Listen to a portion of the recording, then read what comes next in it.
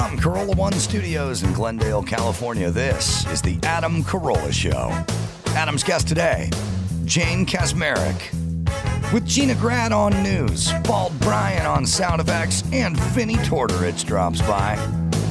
And now, wishing a happy International Women's Day to all the chicks, broads, and bitches listening. Adam Carolla. Yeah, get it on. Got to get it on. No choice but to get on. Mandate. Get it on. Thanks for tuning in. And thanks for telling a friend. We love that about you, right, Gina Grad? That's right. Handball, Brian. Now, who is gay? Caitlin sent me 8 drops from yesterday. I was thinking about 2 words that were very close to one another that were very far apart in terms of their meaning. I just wrote it down on my scratch pad here. And one is horrific, and the other I have great love for. And those 2 words that are close together would be ghoulish and goulash. No. Wow. Because ghoulish, you certainly wouldn't want to hear about anything ghoulish going on. Certainly not being served to you. Certainly. Yeah, exactly. Ghoulish goulash. Yeah, in the kitchen. But goulash, I am all the way in on goulash. Yes. I'm going to throw in gulag. And gulag, too. I'm going to say gulag, too close. Yeah, ghoulish and gulag are fine, but goulash and gulag, we need a little daylight between those 2 words. So let's get on that. Come on, people. All right, a follow-up to our Lost in America, Albert Brooks as Hans on the other side of the phone. Brian caught it initially. Did he? Well, I felt like he did. To be 100% fair to Gina, I thought it. I have no way to prove that, but of course Gina said it first, and it will always go down in history Gina. as the one to raise the flag. Maybe he was a little more vocal about it. Gina caught it initially. Sorry, Gina. Brian. The tape gets played back. Gina goes, "Is that Hans?" I'm like, I was just thinking that. I was probably more vocal about it, but yeah, it was yes, more you're excited. Demonstrative, and that's why you, Brian, are getting a raise. I'm out. Deserved. That's ghoulish. Brian, thank you for being assertive. Gina, stop being so bitchy. Okay, sweetie.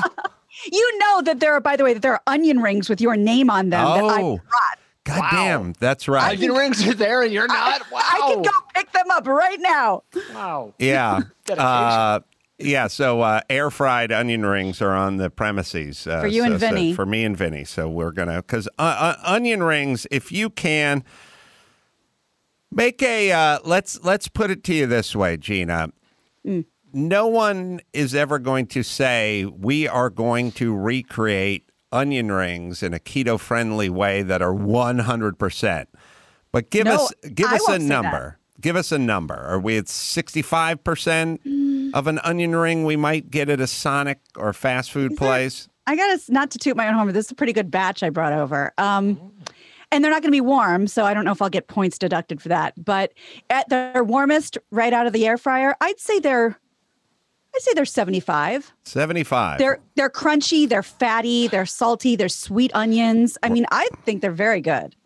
All right, we're going to put that to the test because I think Maxipata is going for it. On a naive note, with those food competition shows, where Chopped, where they'd have 10 people and the judges would taste and evaluate. I always wondered, and maybe I'm foolish, maybe I'm a dum-dum, but when they're all finishing at the same time, right? There's a timer, it's 5 seconds left, chef, and they all finish at the same time. And now the judges have to try the food in sequence and judge it in front of them, over the course of what feels like 40 minutes. How do they keep that food fresh? I'll take my answer off the air, thank you. I have no idea, but we're going to maybe zap those onion rings, I don't know, for 10 seconds or see if we can get a little heat going on them. But sorry, you were saying about me being super, super, super right? Yeah.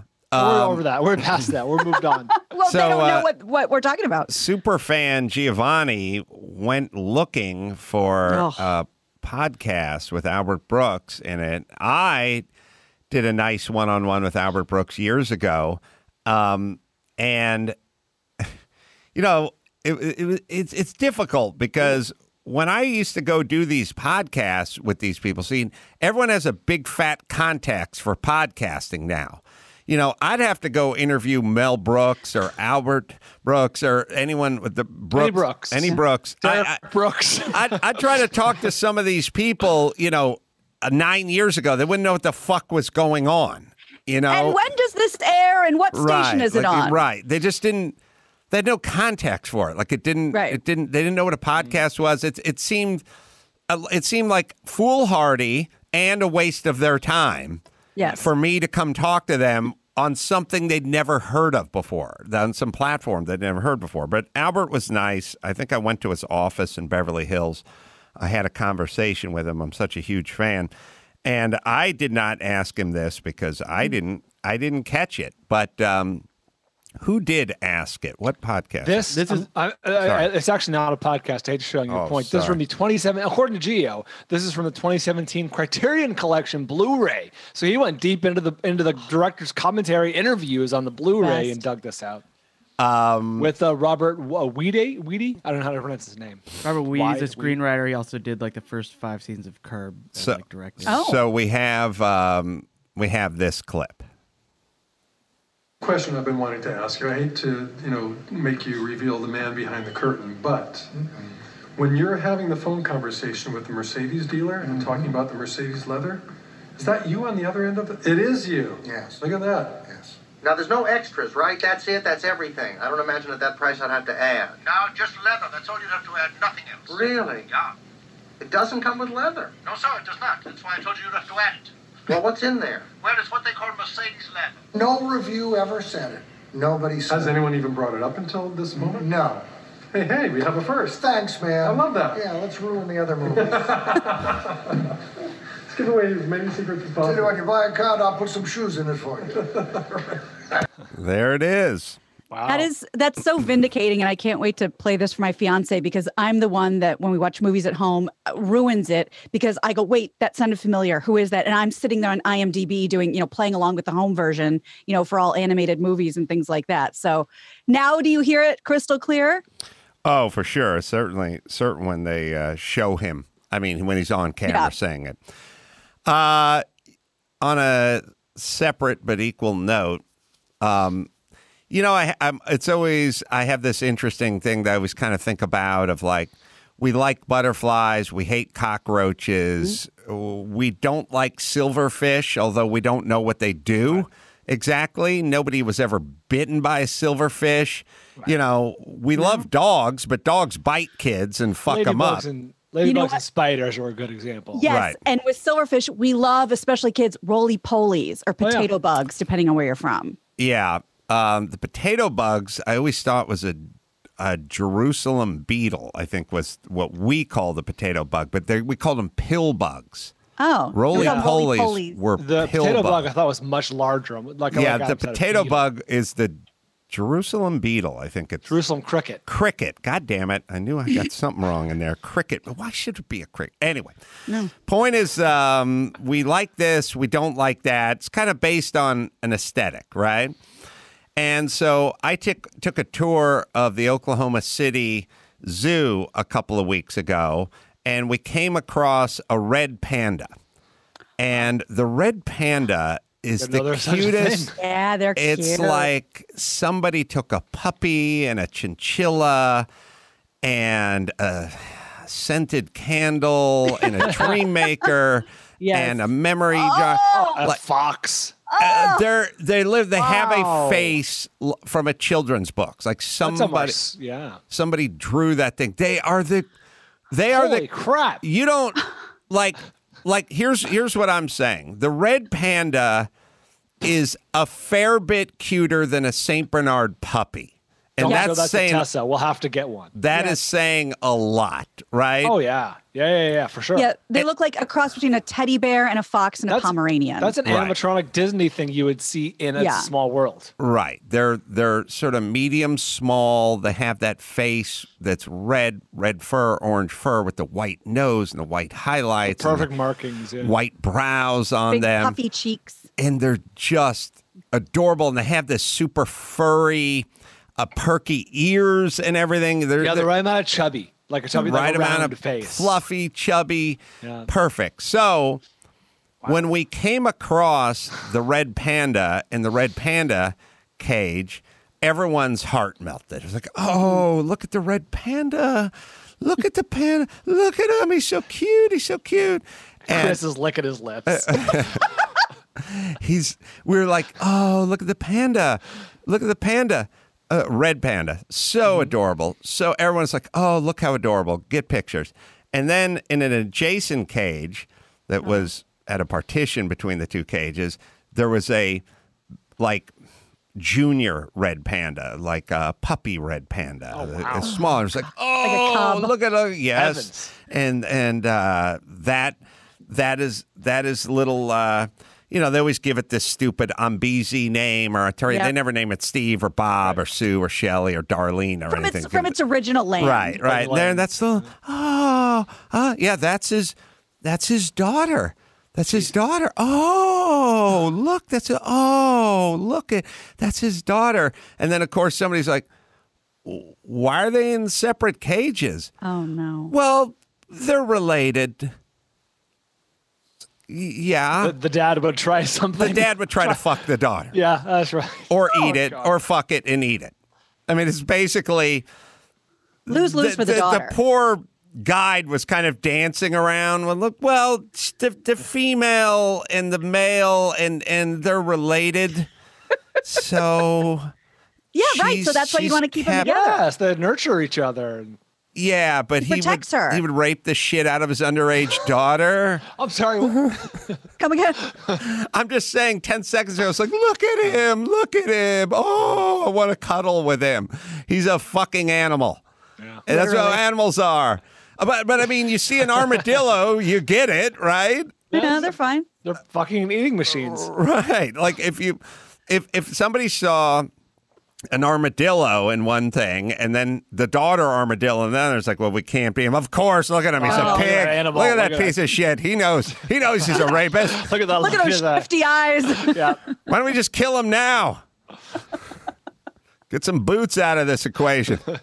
But it just struck me that everyone was so smitten with the red panda. And he's like sitting and eating his leaves up on the tree and standing there and looking at us. Yeah. That this notion of, but I would say it works that way with people too. We kind of go, come on, that guy, look at him, look at her. So nice. They couldn't do that.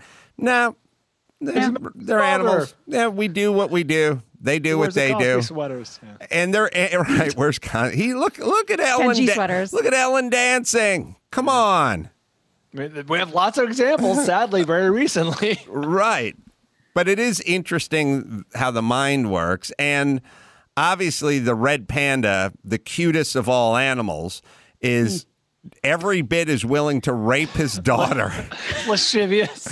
As the ugliest animal, as the ugliest rat or vermin or snake or anything you could come up with. He's ready to go there just as well as the ugly animals are. And I need to write a children's book. It might be time. Now, you've been waiting for The ugly animals. Right. Well, I'd like to work rape in. Right, of course, obviously. Well, there's a chapter on that. Well, I'm thinking more for the cover because when they see you it, got to move some units. Yeah, I got to move units. So the world's cutest animal's a rapist, and that's all the kids need to know about life. Book. The world's cutest. That's the name of the children's book. Right, and they probably get away with it because of their looks. You know what I mean? Rapey the panda. That's right. Where's my onion ring, Maxipata? We're running them in right now. They're in the toaster oven. We want to make sure toaster. They're You can't do the microwave. They get a little soggy. I even put paper towels in there so they wouldn't get condensation. What should these be dipped in, Gina? And whatever ketchup, mustard, ranch, whatever you like to dip onion. Oh, I just consumed one. His mind's still making up. The tongue's happy. Initial thoughts. Hold on. No. Brian, these are excellent. God damn it. These are good. That's what I was hoping you would say. You knocked it out of the ballpark with these, with the Albert Brooks thing. I mean, I worked hard. You know, I did a lot of research. The experiment, the trial and error alone. You're on, my friend. You're bucking for a raise. I'm going to go lay down.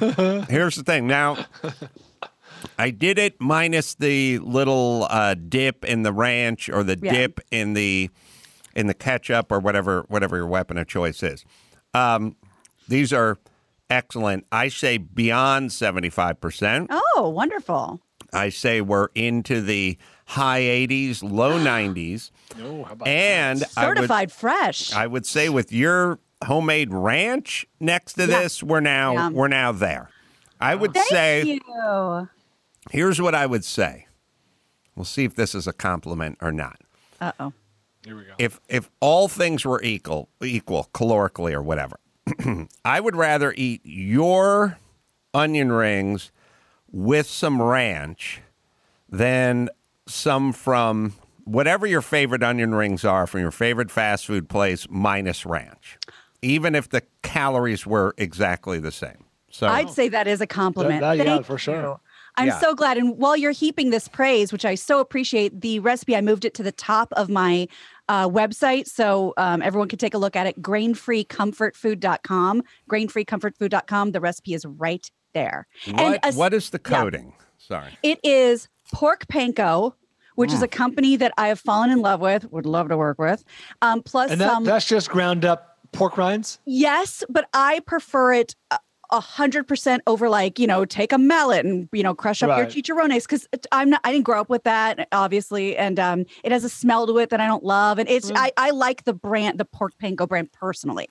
So that with some grated Parmesan, and then a dash of onion powder, garlic powder, and paprika, and I stir it up. I dredge through the almond flour. I dredge through a little bit of beaten egg and milk. I dredge through the mixture I just told you about, and I throw them in the air fryer at 370 for 6 minutes each. Wow. Well, this with your homemade ranch would be just dead nuts on. Oh, thank you. All right. So Vinny's going to come in, and we'll talk about life with him in a second. Maybe we got that Bill Maher clip to play for Vinny or with Vinny. Wouldn't mind hearing that clip a little earlier. Sure. And by the way, please save some onion rings for Vinny, because he was the inspiration, because he said the food he misses most in the world is onion rings. And then a few months ago, I was like, well, I can do that. So please leave him a few. I just ate the last one, but Okay. whip up another batch, sweetie. And I'll be over. run it over. Chop. Yeah. You got it. And we have Boz Rudin talking about being a stand-up comedian, too, the world's scariest man. I don't know. You want to try to find that, Max Spada? The Maher clip or the Rudin The clip? Maher clip. Yeah, we have it. All right, we'll play it because I want to get Vinny's take on this when he comes in, which is I just heard about it, but let's listen to it. This is last week's episode? Yeah, Fridays. Okay. There are some people who don't like when I talk about this next subject, but I'm sorry. I can't listen to 24/7 media talking about COVID, death, 500,000, constant updates on how many people have died, and it is a life and death issue, without talking about obesity and the fact that the media and the Faucis of the world won't, to me, is just an example of their tremendous cowardice in the face of the "how dare you remind me I'm fat" lobby. But this is just too important an issue not to talk about. This is the Washington Post this week. The vast majority of coronavirus deaths occurred in nations with high levels of obesity. 88% of deaths were in countries where more than half the population is overweight. Fauci, when Trump left, his first press conference, he said, you know, thank God the wicked witch is dead. He said, let the science speak. But this is the science. And he never speaks about it. He never talks about how we have to be invested in our own health. Yeah. It's what's the most crucial thing to your outcome. I think that's what they mean when they say underlying conditions, right? Yes. They say people, instead of just saying what the underlying conditions are, they just say underlying conditions. That's all I got. Well, I mean, I'm not going to be on Twitter tomorrow with you getting attacked by all the I mean, obese people. Okay. Well, at least that's honest. At least he's honest. He's like battles in 2021, baby. Right. I admire that. It's just, no, I'm just not going there. That's Charlemagne, right? He was on our show. Yes. That's right. The God. And by the way, Common, and Meek Mill, that's take a note. Charlemagne, the God. Not Yeah. the average citizen, not Meek. One the of God. you. Yeah. That's how you do it. Yeah, it's sad. First off, scaring the shit out of everybody to talk about things does not lead to a better society. We are so freaked out about fat shaming that it's now off the table. This subject is not to be discussed. So we can discuss all the we can discuss all the things, as Bill said at some point, all the exterior things like the masks and the distancing and the outdoor dining and all that stuff. But what about the internalizing here? How about the kind of fucking shape you're in? Right. I mean, if you think about it, and I was looking at like Africa is not being decimated by this thing, and there's two reasons. One, they're young. I was looking up some of these statistics. The average, I'll just go off of memory here basically, but the average American is like 38 years old. Mm-hmm. The average African is 19 and a half. Really? Yeah. Wow, that's no idea. And wait a second. That means that they all die earlier? No, that just means the average population is that age. Like the oldest population is Japan. I see. Their average age of their population is old. Africa's got a lot of young people in it. But and presumably, I don't have the data in front of me, but in terms of obesity, I'm guessing it's a lot less in Africa than it is in the United States. So obesity, Sure. Obesity and age is a big factor.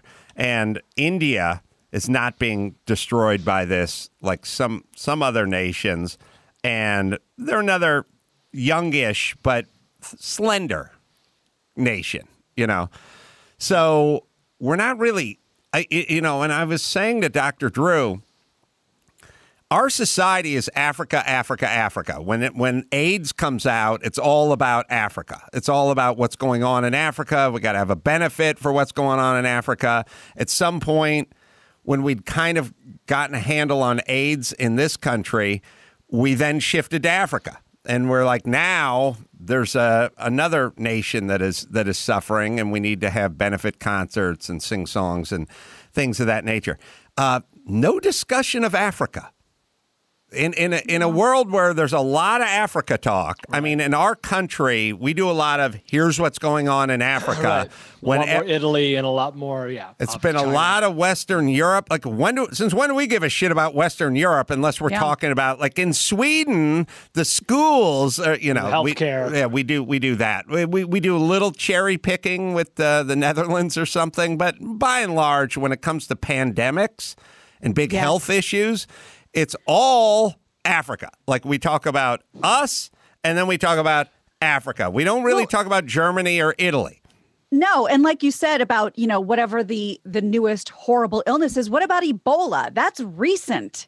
Right. We just dealt with Ebola in Africa. And you're right. Radio silence on this. Could be a reason why the African population is so much younger. I mean, if AIDS is that widespread, you do the math, on people dying younger. Yeah, or dying part of their time. Well, my conspiracy theory is, and it's a little thought experiment. Like if you bring it up to anybody, and I brought it up to like Dr. Drew, and I was like, "Have you heard any stories out of Africa with COVID-19?" He's like, "Hey, no." Like everyone's reaction is the same reaction, which I haven't even thought about it. No, there's no stories. I mean, look. Listen, dickheads, you can go find me a fucking story out of the Washington Journal from April 2000 in Africa. I'm not talking about that. I'm talking about mainstream kind of saturation. And as our touchstone to figure out how this disease is doing. Right. My my conspiracy theory with Africa is kind of threefold. One, they're young. Like if we really explored it, so we were selling COVID-19 here like it was an equal opportunity killer. Like the kids need to stay home from school and you can't visit Nana either. We weren't selling it that this is going to affect Nana. It's not going to affect your kids. Because we needed a sort of overall panic. We had to have like induce a panic. And saying old people die doesn't really induce panic like everyone can die. So we kept the age out of it. Then we didn't want to talk about the weight and the fitness and the obesity and whatever Bill Maher was discussing. So we left that. And then there's hydroxychloroquine, which because of malaria. A lot of them are on it just sort of perpetually. You know, they take hydroxychloroquine. It's just part of the diet. It's over the counter. They have to deal with malaria. So they're just on it sort of prophylactically for malaria. So those were three things we didn't want to get into in this country. We didn't want to get to age, weight, or prophylactic medicines. It was all sort of talk about when are we coming out? When are we going to get a vaccine? When are we going to get a vaccine? Right. We didn't go, well, how about you lose a little fucking weight? Are we looking to hydroxychloroquine or what have you? So for those reasons, I think Africa... Well, losing a few pounds in a few years. Right. I think Africa was kind of off the table. Right. And because when you say, if your statement is, wait a minute, Africa, and set against the backdrop of this is affecting black people disproportionately. This is hurting the African American community is being decimated. Well, you don't get blacker or poorer than Africa. So we did a thing like African American, and we also did this economically disenfranchised. There's a whole nation of poor black people, and they're not being decimated. So what is the story? And the problem is once you start asking questions like, well, how come this is affecting Africa like it's affecting Western Europe? Then the next thing is well, what are they doing? What's up with the weight, or what's up with the age, or what's up? So we didn't go there. And that's why, in my opinion, there's just been zero discussion of Africa. And again, you pick the pandemic and tell me the pandemic where they weren't factored in greatly in the nightly news. Sure. So that's oftentimes just affecting them disproportionately. The opposite. Right. Yeah. It's also kind of it also kind of fucked with the poor black, disenfranchised theme. It fucked with all the themes we had going here. So they were out. So the news was out. But if you just really think about where's the Africa talk, I can't recall. Like I'm looking at maps on CNN, and here's what's going on in Western Europe, and here's what's going on in China, and then they'd go like in New Zealand they have it, and it's like New Zealand. So we have literally heard more stories about COVID-19 as it pertains to New Zealand than we have with the continent of Africa. Yeah. Yes. I'm very aware that New Zealand has the female prime minister, and she's kicking ass. Jacinda something. Right. Yeah, I'm very aware of that. That's the narrative has made it very far over here. Right. So just think about those themes with the news and the ones that kind of fly in the face of certain themes, and how they just don't. It just doesn't get reported. All right, Vinnie Tortorich is waiting in the wings. First, I'll tell you about True Niagen. Aging is not fun. We develop wrinkles, your back aches, stamina decreases. Cannot turn back the clock, but we can take a daily supplement that supports healthy aging. True Niagen elevates our NAD levels, an essential coenzyme required for cellular energy and repair, which declines by as much as 50% as we get older. As we age, our bodies have a harder time coping with cellular damage resulting from life stressors like lack of exercise and poor diet. True Niagen is the only NAD boosting supplement I trust. I take it every day, backed by 11 clinical studies, and Nobel Prize winning scientists. Make age just a number with True Niagen. And right now, new customers can get $20 off the 3-month supply by by going to TrueNiagen.com, entering the promo code Adam at checkout. That's TRUNIAGEN.com, right, Dawson? These statements have not been evaluated by the Food and Drug Administration. This product is not intended to diagnose, treat, cure, or prevent any disease. All right, we'll take a quick break. Back with Vinnie Tortorich right after this.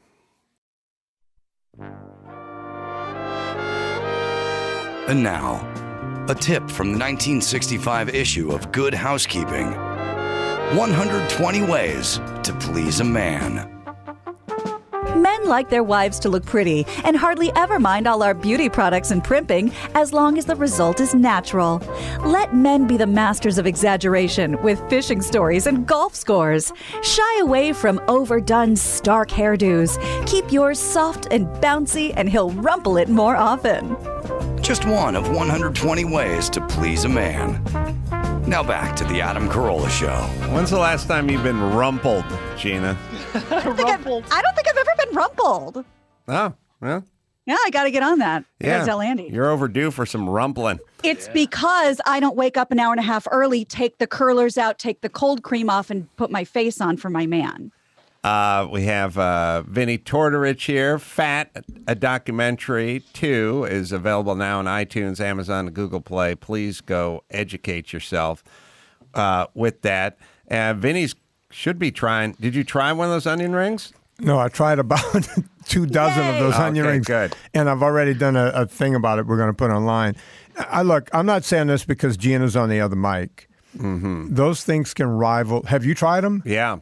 They could rival anything with a grain. Yes or no? Am I making this up? They're right there. Wow. They're right there. Yeah. Well, and Vinnie, you're the reason, because you texted me one time the thing you miss most are onion rings. I thought, well, I can do that. So I'm glad you approve. Onion rings and fried catfish and fried frog legs are my 3 fried foods that I miss. So Gina, you need to get some frog legs. Yeah, I'll get right. Put I'll some get right of this on stuff that. on it, and I'll go down to the wash, the LA wash, and get some frogs. I'm not gonna ask where you got the frog legs, because every time I ask somebody, we're like, can you buy rabbit at the grocery store? No, you just get a rock and you go outside. It's like, and then I have to hear how you got the rabbit, which always hurts my teeth. How did you get the frog legs? Well, in Louisiana, you can walk into a restaurant. Not just almost any seafood restaurant's going to have it on the menu. Seafood, interesting. Yeah. And so the frog legs you like, the catfish you like, fried meaning being battered. I want it done up. I want it done up Louisiana style. Which means whenever I see Cajun catfish, like in California, I don't even order it, because I'm just going to walk around pissed off for a week, and Serena's going to have to hear about it. So I just stay away. Right. What is the Louisiana style? It's just the way it's. I'm sure Mike August can even explain it. I don't know if they use cornmeal and like 2 different batters. I don't know what it is, but the way it tastes, the way it's seasoned, and it's always fresh. No self-respecting, Louisianian is going to walk into any place with fresh frozen catfish. There's going to be something that had a heartbeat earlier that day. Did you? Vinnie went to 4 proms. Yes, I did. That's I was just Chris all on the same night. Chris went in the hallway. He goes, "Did you go to the prom?" And I was like, "Are you asking me to a prom?" He goes, "No. Have you been to a prom?" And I went, "Yeah. I went to 4 proms." And your date was like, "Should I put the boutonniere on the conch shell, or do you just want to hold it up to your chest, or how's this going to work?" This is pretty cryptic. Why the prom? What am I missing? Why is everyone laughing? We stumbled onto prom through an outro or intro or something, and then it started. It struck me that many people have their own prom stories. When I talked to Brad Williams, he'd went to 7 proms. Brian flew out of the state to go to his prom. Oh, wow. Multiple times. But then, for his own prom, I know, asked high the and low. grocery checker's daughter. That's right. That sounds like a sad country song. It really was. The high and the low. My prom date died like 2 years later, so I had to hold off on sex for a full 2. Okay. But the point is everyone has a weird prom story. Everyone had, nobody's prom just was a sort of straightforward, had a girlfriend, so we went to the prom, we had a fair to middling time. We even got a tweet from somebody who said, I didn't go to my prom, but I work at that banquet hall, so I had to attend as a worker, not as an employee. As an employee, Wow. not as an invitee. But how does one swing 4 proms? Well, what happens is in Donaldsonville, Louisiana, you send your daughter to the private school, and you send your son to the public school. It's just what went on down there back then. And so I went to the private school where it was 2/3 girls, one third, the third is guys. So there's 2 girls to every guy. So everybody's just a cock of the walk, if you're a guy.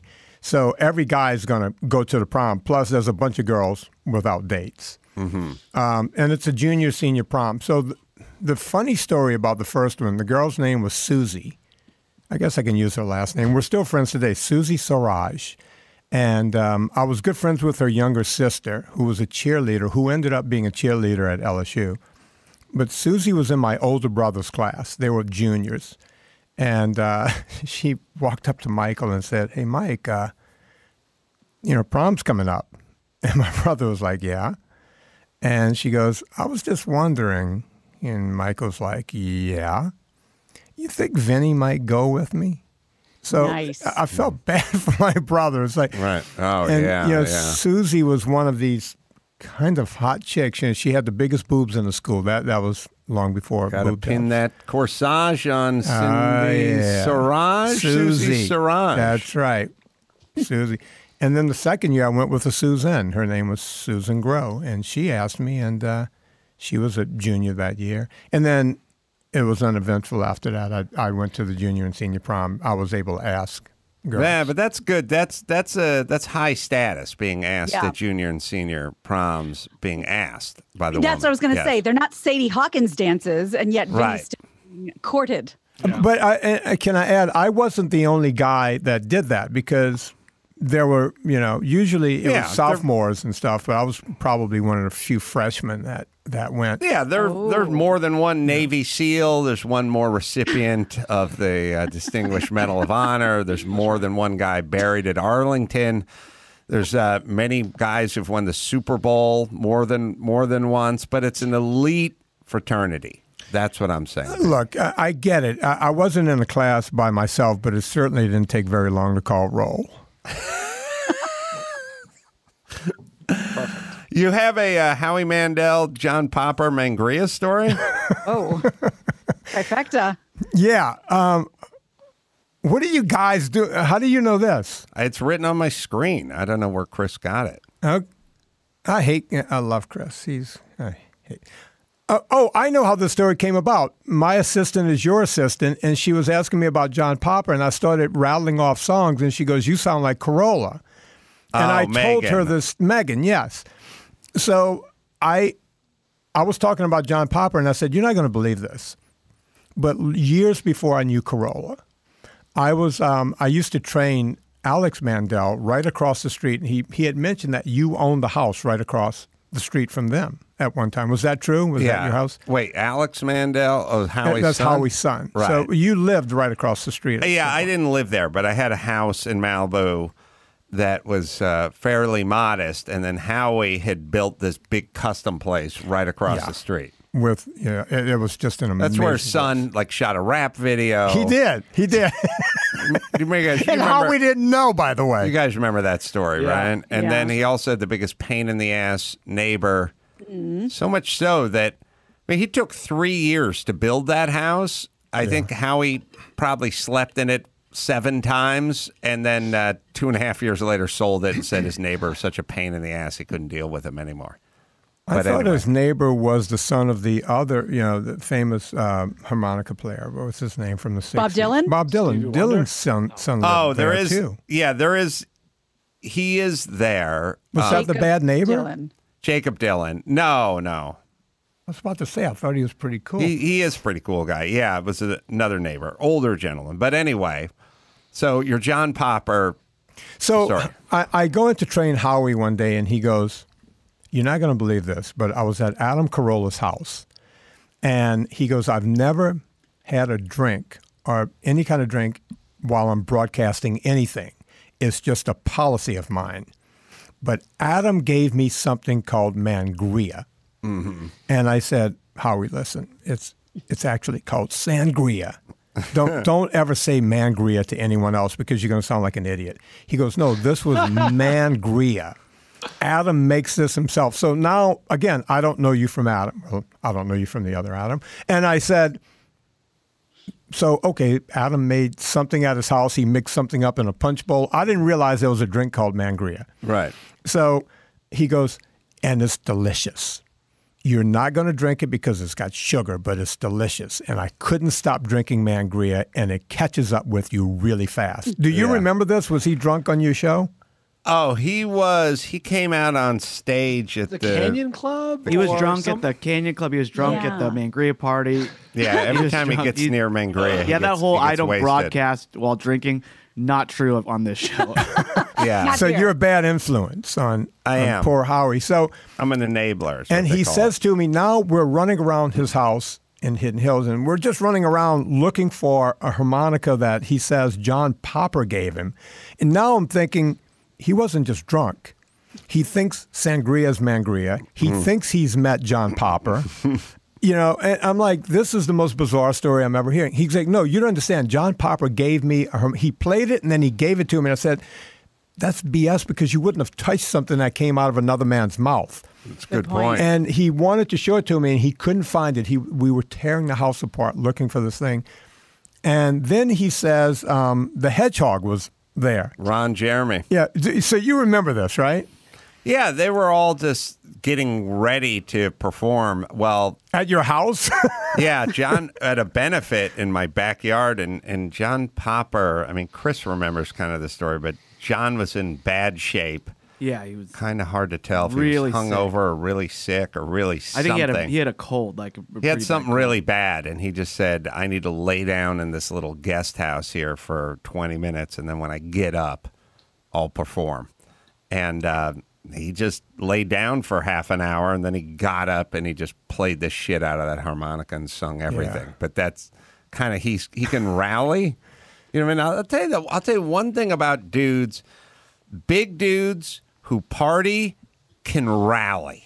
Yeah. And so these are the guys who'll be drinking all night and passed out and get up and feel like hell, and they can just get that coffee in them and take that shower and then just go operate heavy equipment for 9 hours or something. Like all the that's how construction guys are. They just stay out, they party, they stay out late, they spend their money, whatever, but they can rally. Yeah. I don't know what that, I'm not sure what the rally gene is. Some people can do it.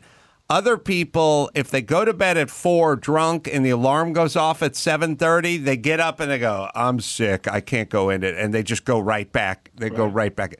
Other people can just rally. I think construction's good, musicians good, stand-up comedians probably good. Good for the rally. It's Adam Carolla good because someone told me about the Mark Garagos show where apparently Mark got really drunk. Someone told me about it, so I listened to it. Apparently, this guy walked off stage falling down, and you were still on stage. So was that a rally in real time? Or did you just lose it as soon as you walked off stage? I was able to rally in that show in Florida. And Mark, you'll be happy that when we ate dinner that night or late lunch, he went with the animal style keto, give me the burger with the lettuce wrap on it. But 2.5 hours later when he was blasted, he was ordering bagel bites and quesadillas. That's a baller right there. Backstage. It's so true. When you get shit-faced and you're just sitting back in that green room and everything on the menu is a fucking disaster. There's no keto-friendly anything. This is a club in Florida, and he just ordered. Now, also, to be fair to Mark, he may have yacked up almost everything he ate. So I don't know calorically if it really had the impact, if he would have fallen asleep with a full belly. But yeah, Mark was wasted, and then Mark passed out on the vinyl sofa. And the one sofa you don't want to pass out on is the green room comedy sofa. But he just tipped over, and then he was just sawing logs the whole time back there. And he wasn't asleep. I'd say, Chris, you'd say he was passed out, right? Yeah, he was passed out. He passed out, but we still had the exact same amount to drink over the course of this evening, and then I had to do the late show. So you rallied in real time and then rallied again an hour later. I was sort of mid-rally when we were on stage together, but later on, before the late show, that's when the real rallying began. Yes. Wow. Yeah. There's if you play, like I played like an Indian casino in Connecticut, right? If you want to play an Indian casino in Connecticut and the show starts at 7:30 at night and you don't want to spend the night in Boston and the show's Friday night, you got to be at LAX at 5:15. Then you fly to Logan, you fly to Boston, and you land there at like 3:45 or 4 o'clock or something like that. Then it's a 3-hour drive from Boston, to the whatever Squanto's retreat, which is like way the fuck out of town, and you can't find it, and there's nothing. When you then get to the casino, like when you get to the venue, it's showtime. Right. Like it's showtime, and you slept for 3 hours the night before and flew coach to Boston, and then had a harrowing drive with Mike August, driving like an insane person through the rain. And then when you get there, it's time to go. Like I remember walking into the casino going, I got to go up to my room and like change. And like, just change here. Just don't even go. Don't get in the elevator. We don't have that kind of time. So yeah, you do get the rally. You do get the rally, Gene. But I learned it from doing construction, because construction started so early. And when you're 22, you want to fucking have fun. At night. And I had a stripper girlfriend who she didn't get off work till 2 a.m. But I still wanted I wanted to party when she got off work. But I had to get up at 6. So that wasn't a lot of sleep. So you don't think ahead a whole lot. So you're doing the early show, getting blasted with Mark Geragos. Are you even thinking late show, or are you just going, what's going through your mind? And I guess it's the same thing you would be thinking while you're boning your stripper girlfriend at 2 a.m, knowing that you have to be on the site at 6. Yeah, what's going through 5 levels of drinking? Yeah. What goes on in those two situations? Is it exactly the same? Is it different? What are we doing? Well, the rally gene cannot live in the same head with the responsible, let's plan our future gene, because there'd be no need. They negate each other. You don't need the rally gene. The rally gene is born. The rally gene is like, well, you don't think you're good at making a raft. Let me trap you on an island. You'll get good at making a raft. So it's born from necessity. For me, I'm always like, how long a time do we have between this? I did 3 shows. I did an early show with Geragos, then I did my early show, then I did a late stand-up show. I was like, if we have an hour in between shows, that'll be all I need. I just need need an hour to drink some coffee, drink some water, take a walk, pick at some of Geragos's bagel bites. He was just pulling the golden part off the top with his fingernails. These are pretzels, the soft pretzels. Just peeling like the skin off and leaving like the fluffy white part on the plate. I got to tell you, I feel like the world's biggest pussy. I came in here like a hero going, I had 4 prom dates. Fuck all of you guys. And now I'm hearing this because I haven't had a drink for a whole week because I'm shooting tomorrow for my next documentary. And I wanted to make sure my face and my eyes didn't look weird or puffy. Mm-hmm. So I'm not having a drop of alcohol for several days before I shoot. You're hammering yourself going, 1 hour, I'm going to be hammering myself again. No problem. Yeah, I blame Mark. Because Mark likes to laugh it up, and he loves the Don Julio, and then he tells everybody, send up some Don Julio, and people are sending up shots, and when you're on stage and someone sends up a shot, if you don't drink it, you're going to have a hostile crowd out there. So I blame Mark, but Mark, he paid the ultimate price because he fucking passed out. I thought Mark had the rally, Gene, because usually at the end of the podcast, Adam does Adam Carolla's Unprepared, and we say bye to Brian, Gina. But Mark insisted he stayed. It's like, no, I'm staying on stage with you, Adam. And so we let him stay, and I thought, okay, he's here to rally. And then 2 minutes later, just stumbles off on his own accord back to the green room. Awesome. Yeah, so he went back and retreated to the green room and then passed out and then disappeared again. We never saw him. You know, he gets on me because on Friday nights, I'll have my scotch in front of my fireplace and I'll put a picture online. And Mark will always hammer me and go, that's only 2 fingers. What's wrong with you? He makes me feel like a wimp. Now I know that Mark can't really handle it either. Well, to be fair, he did, I don't know what we figured out, maybe 12 shots of Don Julio. That's a bottle. That's like $200 worth of liquor. Is that 1942 or what was it? Well, yeah. And we also drank in between the shows when he went out and got his keto. When he got his keto burger, we went back to the hotel and we had 2 or 3 rounds of drinks eating at the rooftop bar and the diner on top of the hotel. So he put back quite a few. Hey, I have this. You guys know my theory that they invented certain drinks like Bloody Marys and mimosas because you felt a little guilty about drinking during the day, but all is forgiving. A Bloody Mary, oh, awesome. Well, I'll have a Bloody Mary, No judgment. And now realize the nighttime place you can drink without judgment in front of a fireplace. Oh, if you're going to sit in front of a fireplace, you can fucking drink as much as you want, judgment-free. It's a classy move. I'm texting my wife right now. You cannot stand in an entry hall and drink.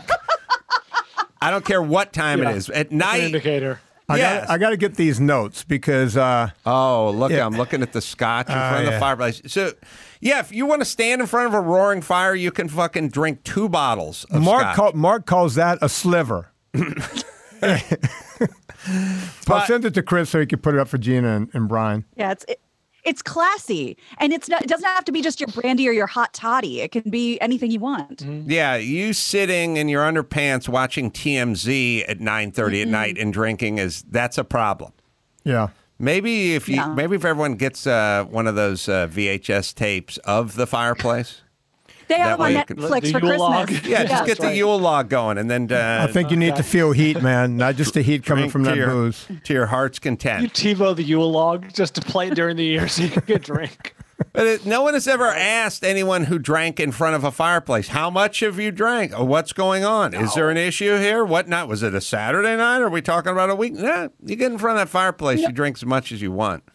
Yeah, you're right. And if you drink in front of a fireplace with other people, they assume you are telling these regaling with great stories or singing old Irish tunes. Yeah, it's only a good wholesome time. Or you're reading a book, which you're covered for, or you've called somebody into your den in front of the fireplace as you sit with the high back leather chair to explain to them that the ultimate prey is man.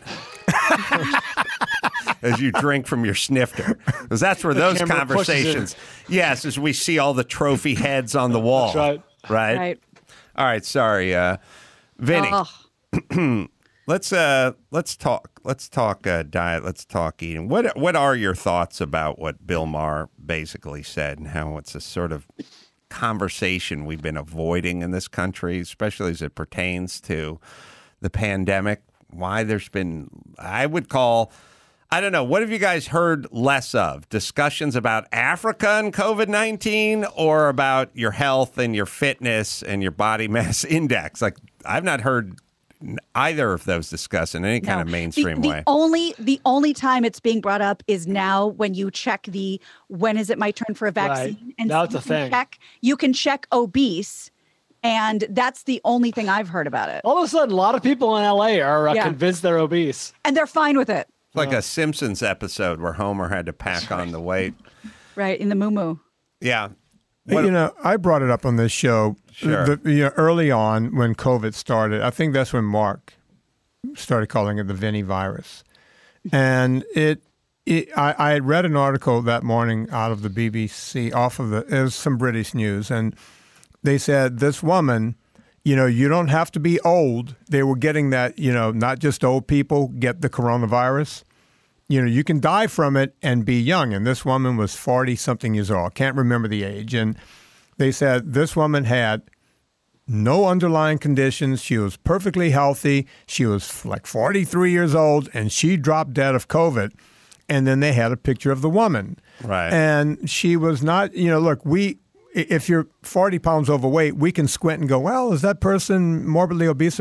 This woman weighed at least, I said, Serena, that's a 450-pound woman. And she goes, oh, let me see that. And she goes, oh, yeah, that's a 400. The woman was wider than she was tall. And I said, okay, the article says no underlying conditions, but I can pretty much tell you this woman had fatty liver disease without a question. She had to have type 2 diabetes. She had to have metabolic syndrome up the yin-yang. I'm sure she had sleep apnea. And I could go on and on and on. I'm sure her A1Cs were somewhere around 10 and that her triglycerides were banging around 400 that day when she died, right? So it's this perfect storm to die, yet no one was talking about this woman's weight. And I came on this show, I was booked on this show that day, and I yapped about it, and everybody's going, yeah, one fat person died, big deal. No, it's a problem because when you're in that condition, it is underlying conditions, right? Fatty liver disease is an underlying condition, type 2 diabetes, on and on and on. Yet, it's not being, I don't know what Bill Maher said about it, but what they're not talking about is the fact that when you mention this, you're considered an outcast. You have to be a guy like me who says, look, I don't care. I don't care what you think about me. You can't get rid of me. You can't, what's that? Cancel you can't cancel me. You can't. So I'm going to just say whatever I want. I don't make a living off of this, right? So I can just say whatever I want and just put the truth out there. Nobody wants to be obese. I've never met anyone who says, you know what, Vinny, every time I've been over to tie my shoes, I like the feeling of almost passing out. Right. Every time, my kid ran out into the street, I couldn't catch my kid. I love that feeling of being helpless when my kid is in trouble. No one's ever said that. No one wants to be fat. The problem, and I don't believe in fat shaming because fat shaming won't get anybody to ever lose weight. You can't go, hey, fatty, boombalatti. That person will never go, oh, wait, he said something derogatory towards me, therefore I'm going to go lose weight now. It's never worked that way, ever. It's quite the opposite. Right. And if you show people, consideration and you show them some compassion and say, listen, there's a way out of this, and I can show you the way out, then we can start the conversation. But but we have a problem. Look no further than cigarette smoking. We figured out it was bad for you, and we kind of launched a concerted campaign as a nation against cigarette smoke, and it's been effective. Less people smoke now than they did, quite considerably.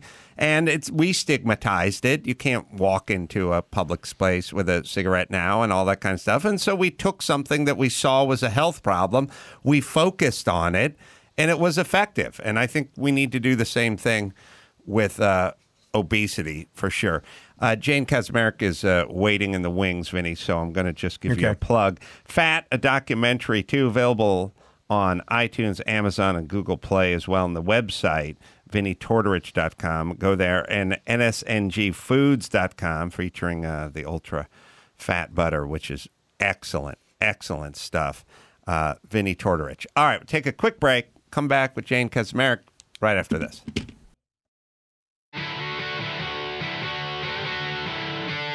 It's time to check Adam's voicemail. Hey, man. Tim from Phoenix again. Hey, I was in a store the other day, and I saw a guy with a snake wrapped around his neck on his shoulders. What's with these douchebags? Seriously, what is with them? What kind of attention do they need to walk around with a snake on them? What's your thoughts? Thanks. Get it on. You can leave us a message at 888-634-1744. The snake usually kills them in their sleep on their waterbed in Florida at some point. So you can always look forward to that. Jane Kaczmarek is joining us, nominated for 7 Emmys, including Outstanding Lead Actress in Comedy, of course, Malcolm in the Middle, and our good friend Bryan Cranston. It's got a live stream event coming up. Another Day's Begun, exploring our town, Thursday at 6:30 Pacific time on playhouselive.org. Good to see you, Jane. Hello, how are you, Adam?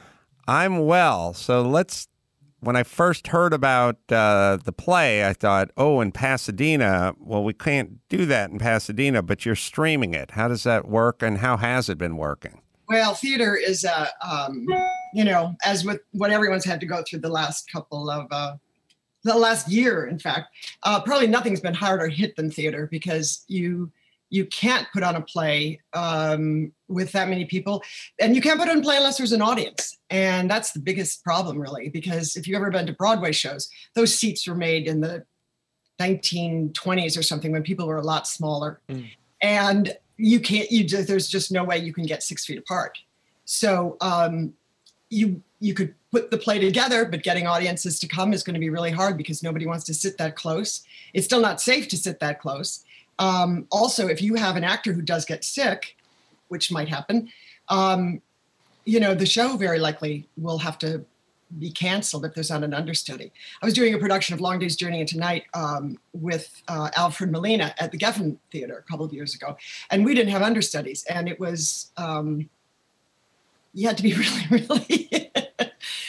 really safe not to get sick, because they'd have to cancel the show and refund hundreds of seats of tickets. Television, they just they'll put that work on another day.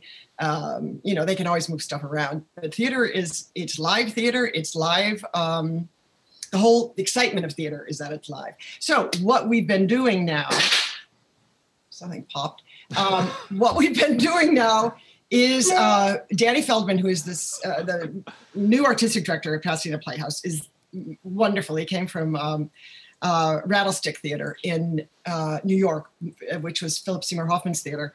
And we have started something called Playhouse Live, which is filmed experiences, musical reviews. And when you are a member of the Pasadena Playhouse, you are allowed to screen these things. And so this one is about Our Town, which was a play we did at Pasadena Playhouse a couple of years ago with Deaf West Theater. And if you know anything, well, you can kind of figure it out from their name that they're deaf.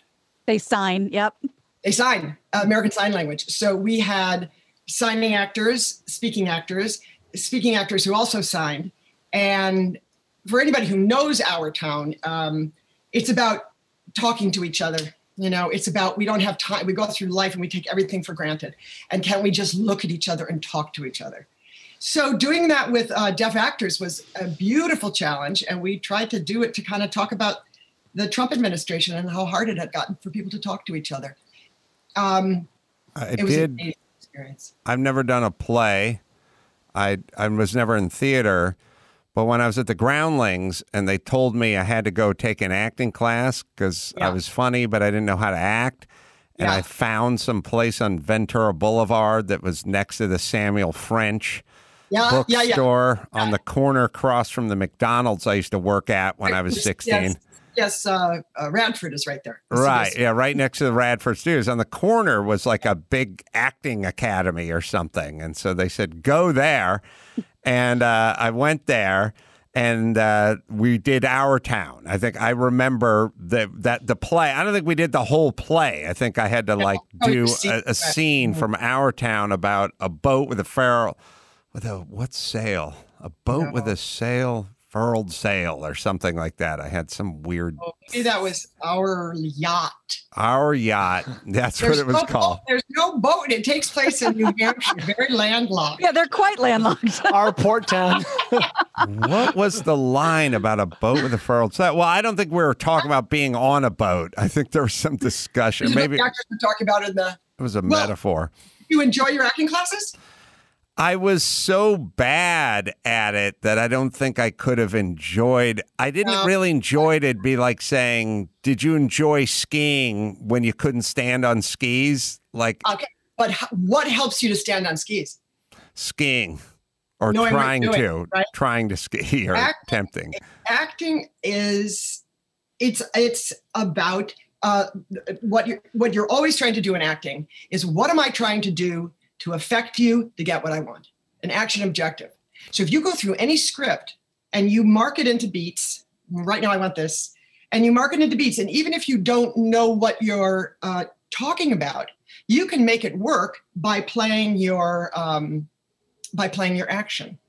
Yeah, I think the problem at the beginning when you're a real novice is you take the scariest part and you sort of focus on it. Like, how am I going to memorize these 7 pages? How am I going to memorize this? How am I going to memorize it? And then it becomes a game. Like, how can I memorize these pages? Yeah. And then you spend so much time trying to memorize the dialogue that you just want to get it out. Like, you ever see a really bad best man or maid of honor's speech at a wedding where you can tell they're nervous, so they wrote it down and they just shotgun it. You know what I mean? They just stare at it and they go, I want to get through this without fucking it up. But you are fucking it up because you're trying to get through it at such a speed. You're not playing. If you thought this first paragraph, I'm trying to compliment the bride and her family. That's your action. This paragraph, I'm going to bring up the funny, I'm going to reminisce. That's my action for the second part of it. And if you went through that speech, giving it different actions, you could be as nervous as you are, which is what happens on stage often. And as long as you have your technique, as they call it, and you plug into those things that you know you're supposed to be doing, it can be really fun. But excuse me, I don't like acting. I had the great privilege and enjoyment of watching a movie Friday night with my fella. When I told him I was doing your show, he said, oh my God, he's done one of my favorite movies ever. Wow. I said, really? We went and we found it, and it's a movie called The Hammer. Yeah. That is fantastic. I'm not just blowing smoke. That is such a dear movie. You and your sidekick? Oswaldo Castillo. But also the ending to it, I didn't see that coming at all. Wow. That was really, I have to say, and you knew what you were doing in that movie. Adam, I think you have a new achievement day. What'd you say, Gina? Sorry. I think you have a new achievement day. This is your new day where Jane Kaczmarek said you're an incredible actor and love the movie. I think this is your new achievement day. I'm saying you have basic instincts of acting, which let's back up a second. You have natural instincts, and a lot of people don't. A lot of people don't. But that movie was, and I'm going to have my kids away in college, and he's really into that's the boxing thing. He sent home all his tape and everything on his hands, and I'm going to encourage him to see it because I think he will love it. Oh wow! Such high praise. When did you make that movie? Well, I know I brought my 14-year-old twins. I brought them to the set when they were in bassinets. They were, my recollection is they were probably like, a couple of months old. I seem to recall. So, and they're 14 going on 15. So it's probably coming up on 15 years. It was definitely 06. It was the first year of the radio show. Yeah, all right. So what? Yeah, first year. 2006. Yeah, 2000. I thought you were saying French 06. 2006. Yeah, it was a really weird time because I just started doing a morning radio show, and the schedule was a grind because the morning radio show you have to. Well, we were talking before you joined us about rallying, about having that gene where you kind of rally. And I had to be at work at 5:45 every morning. And at a certain point, when we shot the last scene in the gym at night, and you can see the clock in the background, it says like 2:45. It was 2:45 a.m. And I literally had to go to work like after shooting this boxing scene like all day. There's never a good time to shoot an independent movie, kids, if you're thinking about it. I mean, that was Malcolm in the Middle was just such a. I was married at the time to a man who was doing we both came to be doing a series that year, but we had a baby and we had gone through tons of fertility stuff to make it work. And I had taken a year off. Nothing greater than your fertility doctor saying, are you under any kind of stress? I'm an actress in my 40s during pilot season. And she said, well, take a year off. Take a year off. See if you can get pregnant. So I called my agents and said, don't send me on anything for a year. I don't want to. And it was I love classical music. So I started taking all these music history classes at the Pasadena Conservatory of Music and was pregnant at the end of the year. But the story goes back a little bit. We had done the pilot of Malcolm and my ex-husband was doing the pilot of The West Wing. And one day NBC called and said that West Wing had gotten picked up. And the next day Fox called and said Malcolm had gotten picked up. And the next day the doctor called and said I was pregnant. Wow. And rains and pours. I remember saying to Brad, I wonder if our lives are going to change. Did they? I'd say. Bradley. Be careful what you ask for. Because those schedules were just so, doing 13-hour days. I went to 7 months pregnant that first season. And our shows were on for 7 years each. And those hours are just, and then I had another baby during the show. So I had 3 kids in 5 years while doing that single camera sitcom. Wow. But you got to work with Bryan Cranston, is one of the nicest guys ever. And Frankie Muniz is super nice too. Frankie. Everybody was. It's just the hours. And Muniz or something. Muniz. Yeah. I said Munoz or something. But anyway, Frankie I know from doing a bunch of celebrity car races and just that was his spending time with him. And he's a real down-to-earth, really friendly guy. And something like that, if you're dealing with someone as a pain in the ass, Tim Allen, or some version of, it's just some people are a little prickly, a little harder to deal with. And it's such a stress factory, And Brian, that show was, Brian and I were both in our 40s when we got Malcolm in the Middle, and we had kicked around forever. I had gone to Yale Drama School and did plays, and then thought I'd like to come to LA, and television was a good, match for me. So Brian and I really knew how extraordinary it was to have a TV show where we were. Well, we didn't know. We thought we were going to be parents on a TV show. We worked 2 days a week, and then they called and said, we're going to kind of make the parents a little bit. But we knew how phenomenal it was to be on a show that well written and directed, and it was incredible. And we were appreciative of it every minute. And we always made a point when we had table reads, Brian and I, that we went around and said hello and shook hands with all the guest stars that week, because we remember what it was like to be a guest star on a TV show, Sybil, and not have. You just sit there you feel like gum on the bottom of a shoe. Nobody is saying hello, and the star is over there doing whatever. And so Brian and I really made a point of welcoming guest stars every week. And we also had hats made that said Malcolm in the Middle. And you only got a hat if you were a guest star in Malcolm in the Middle. Well, it seems, there's a kind of a sweet spot, which is you guys had been there, had done that, had struggled, had understood what it's like to guest star in episodes of countless sitcoms and stuff like that. So you guys were like seasoned and could appreciate it. Frankie was probably so young that this was all new and exciting to him. I think there's a sweet spot of being a horrible, douchey actor, and it's probably like 27 and a half, where you've had some success, but you're not humbled. You don't appreciate it. It came quick too easily. That's right. Right. Oh, boy. The saying is that your emotional development stops when the age you are when you become a celebrity.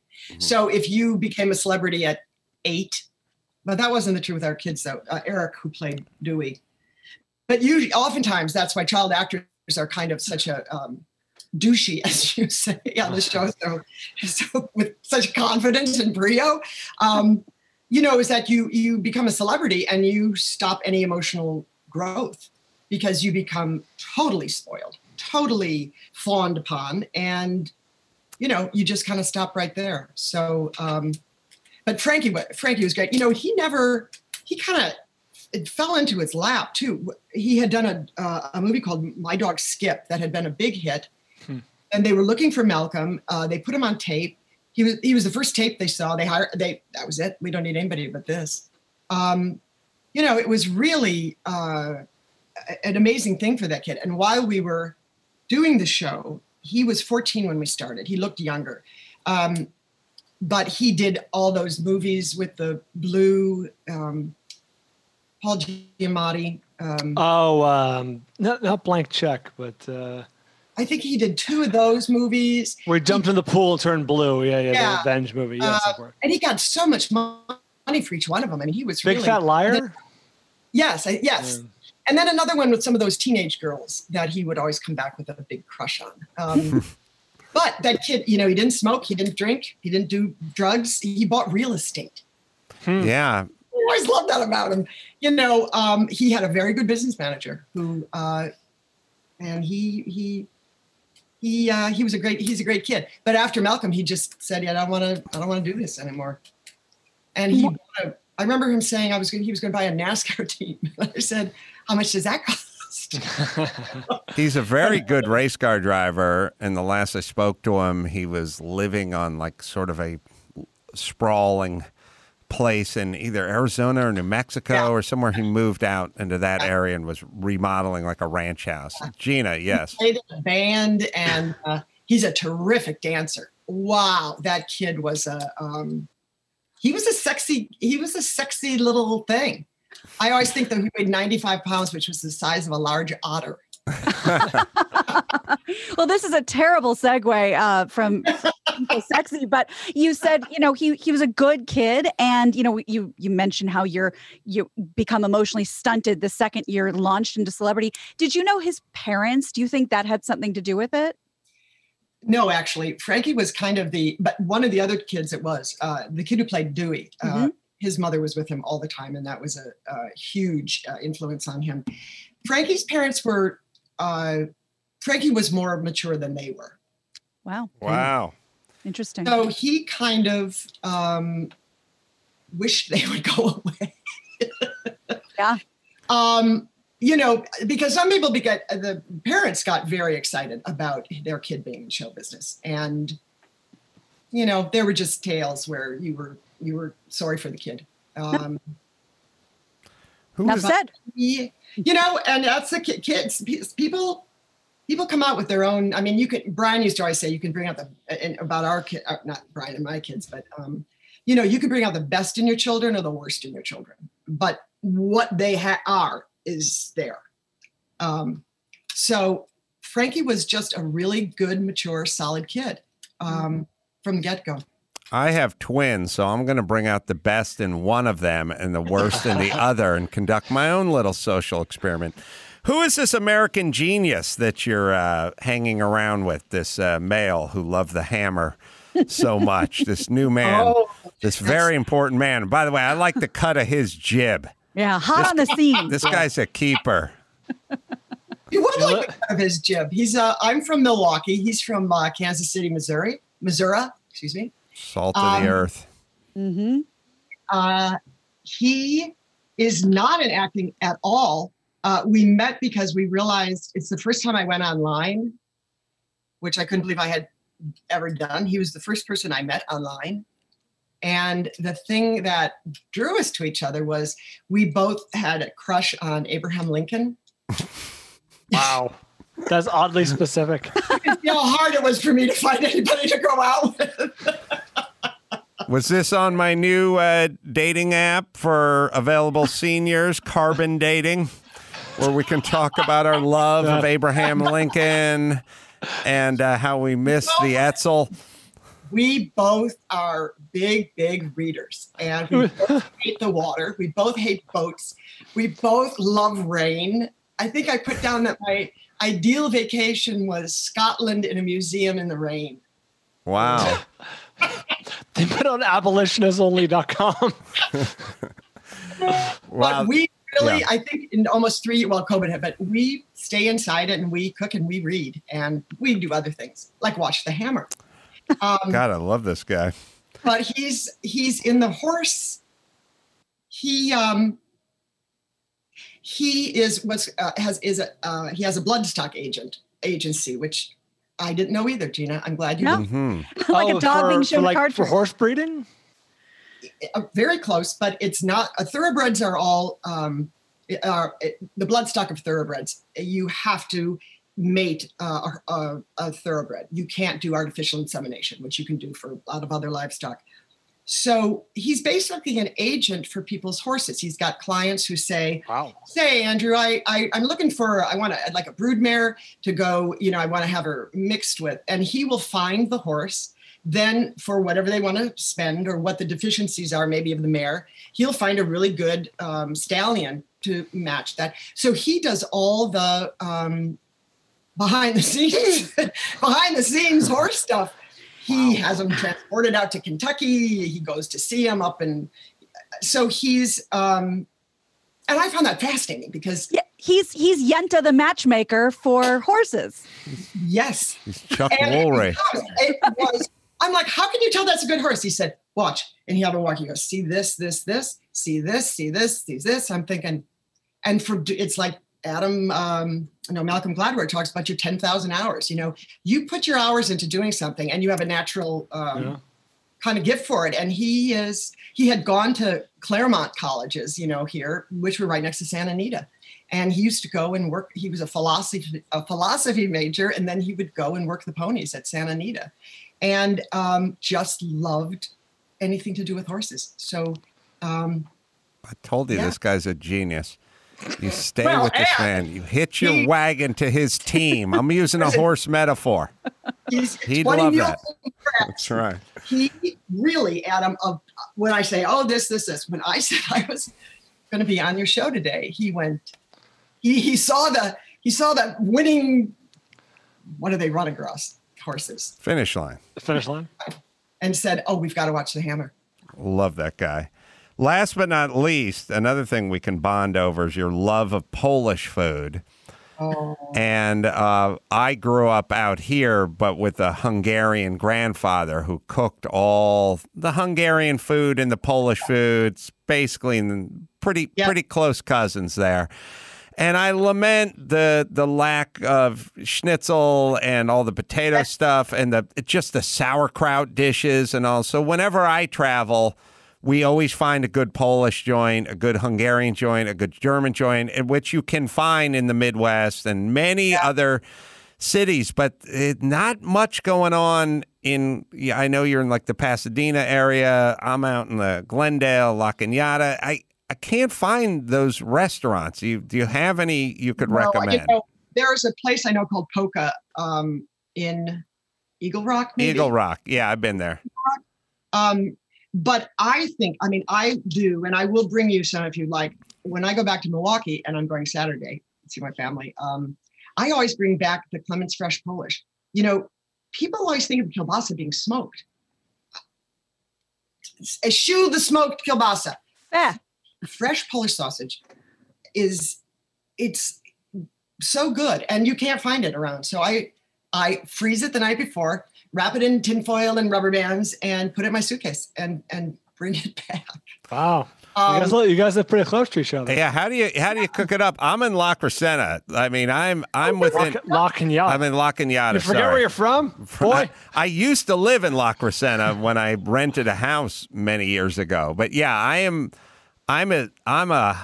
just a quick zip up the 210 to jump onto that Allen. Trying to think of what the exit is. I'm right there. I'm right there. No, but you don't know because you have a car and driver? Is that why you don't know? Oh, no, yeah. I just typically blacked out. I have a bizarre sort of. I have big holes. Like I don't remember my address and stuff. Like I don't remember stuff that's not important to me because I know the exit I get off. I don't know it. I see it. Like I don't know my address. It's stupid. I get no, it. but it's like horses go to the barn. They just always go back to the barn. Yeah, they don't know the name of the barn. So I could come over there. I could give your new boy toy quite a thrill. Oh my God. I think. You know what? It's funny though, people who aren't in this business, they get tongue-tied. Oh, yeah. He wouldn't be able to speak. No, that's Adam Carolla. I'd do a little shadow boxing for him. You'd be whipping up the kielbasa and the kraut and the potato dish. You know what is the movie I enjoyed thoroughly. The most impressive thing in it is how you skip rope. Oh, yeah. That's my thing. No, that's like, you would think that was special effects. I will bring the rope with me. I will skip the kielbasa if it's all roped together. It's all linked. If it's linked, I'll skip the kielbasa. I got no problem with that. I know PETA's probably going to have an issue. I've been in hot water before with them. So now, how do you do the kielbasa? How do you prepare it once you get it back? I just boil it for about 15 minutes in hot water. Get the pink out. You got to get most of the pink out. Then you brown it a little bit. Mm-hmm. Then you just take a little ketchup, a little mustard, and horseradish. Mm. And on rye bread, it's pretty good. Or there's always Polish duck, which is of course ring bologna, soaked in vinegar, and then you make a lot of onions and scrambled eggs, and then you chop up the ring bologna in it. Why that's called Polish duck, I have no idea. Do you do a kraut dish? A potato dish? What are we doing for the side? I'll bring the ambrosia salad in the jump rope. Do you know what I love more than anything is Jell-O. I'll bring the Jell. It's a close cousin of Jell-O. When I was in high school, I thought if I ever get married, I'm not going to have a wedding cake. I'm going to have a wedding Jell-O. Wow. And I realized, how would you do layers? I mean, that's like you'd have a plinth. I don't know how you would do it, but. All right. Well, we'll get it. We'll get it on the calendar because. Well, Easter's coming. All right. I'm coming over for Easter. But we have Polish sausage for Easter, Christmas, Thanksgiving. You have a turkey too, but you always have Polish sausage. Oh, I love it. Let me give you a plug, Jane. Live stream event. Another day's begun. Exploring Our Town. Thursday, 6:30 p.m. Pacific time at playhouselive.org is where you go to watch that. Hosted by Jane. And can I say, I'm sorry, I've been yammering about everything else. Our Town is the most frequently done play in the world. It was written in 1939, and it's amazing how profound it is in its simplicity about taking time to talk to people and look at each other. There has just come a new book has just been released. Another Day's Begun. Howard Sherman, who has looked at about 13 productions of Our Town that are being done. Ours was with Deaf West. Ariana Grande. There was a horrible massacre after in England. Oh yeah, Manchester. That's right. Yeah, a year and a half ago. Manchester did a production of it. We had a not only deaf speaking but a mixed race cast. Some of the other clips that are in the book are mixed race casts, and it's a wonderful play where people say, "But this is Peterborough, New Hampshire in 1901. They didn't have Black people there." Well, get over it. They have, people. And it's been a really exciting thing to see the people who are so in love with this play. I saw it in high school at the Milwaukee Rep, and Judith Light was playing Emily, the young girl in it. From Who's the Boss? Yes. She is a wicked talent. I mean, she is amazing. She's playing like she was very young, but I was crying so hard at the end of this Our Town. And I remember thinking, can theater make people feel this way? It was the first time I thought of that, and it can, and it can make people feel and think and hopefully drop some armor to talk to each other because it goes so fast. Playhouse. Sorry, I want to give it a plug. Playhouselive.org. Jane, thank you for joining us. Get that kielbasa. Give that horse man a hug. Andrew, my horseman. I will. Give him a hug, and I'll see you on Easter. I'll bring my jump rope. Oh God, Can I ask you more questions later? Yes. I mean, how did you learn to do that? I used to teach boxing in Pasadena. You're kidding. Yeah. I mean, no. I taught at Bodies in Motion, which used to be in the basement of like the whatever building in Old Town Pasadena. And then they moved to, horse stable. Brignoli. Yeah, Brignoli's gym. That is where we ended up. How did you learn it in the first place? Were you a boxer in college or high school? I was. I didn't go to college, but I used to box, so I learned how to skip rope, and then I just always did it because that later on it just kind of became my profession. See, if I could do that, I could have put that on my dating site and not have to put that I loved Abraham Lincoln. The jump roping would have maybe been more impressive. Jane Kaczmarek, thank you very much, Jane. Thank you. Talk soon. All right, let me hit Raycon here. Feels like we're always looking at screens now. Rest your eyes and still get the content by putting on the Raycon wireless earbuds and listen to something great, whether you're catching up on your favorite podcast or binging on audiobooks or powering through a workout. A pair of Raycons can make all the difference. I got these Raycons couple of years ago, and the problem is my son got hold of them, and he loves them so much I cannot get them back from Sonny. No dangling wires or stems, come in a range of styles, colors, always with comfortable, discreet, in-ear fit, enough battery life for 6 hours of playtime, and starting at half the price of other premium brands. They're Raycon, right, Dawson? Raycon is offering 15% off all their products for our listeners, and here's what you got to do to get it. Go to buyraycon.com/Adam. That's it. You get 15% off your entire Raycon order, so feel free to grab a pair and a spare. That's 15% off at buyraycon.com/Adam. Buyraycon.com/Adam. All right, we'll take a quick break. We'll come back and do the news right after this. Give me the news with Grad, news with Gina Grad, breaking viral, weird crime, protest, politics. Give me news with Gina Grad, stuff they saw on TMZ, Joe Biden, Kamala. Meet news with Gina Grad. The news with Gina Grad. Well, I'm sure you were all glued to the television when Oprah interviewed Meghan Markle. Oh, my God. Actually, I'm sure none of us were. And because of that, I have a couple of highlights for you. But CBS, just wondering how much Oprah made off of this thing. CBS paid at least $7 million to Oprah Winfrey's production company for the rights to the interview with Prince Harry and Meghan Markle. A spokesperson for the former royals say they were not paid for participation, which actually doesn't surprise me because, Oprah never paid for guests. So, this doesn't change now. Harpo Productions pitched the 2-hour special to everybody. CBS picked it up. Apparently, they charged around $300,000 for each 30-second commercial in the interview. Wow.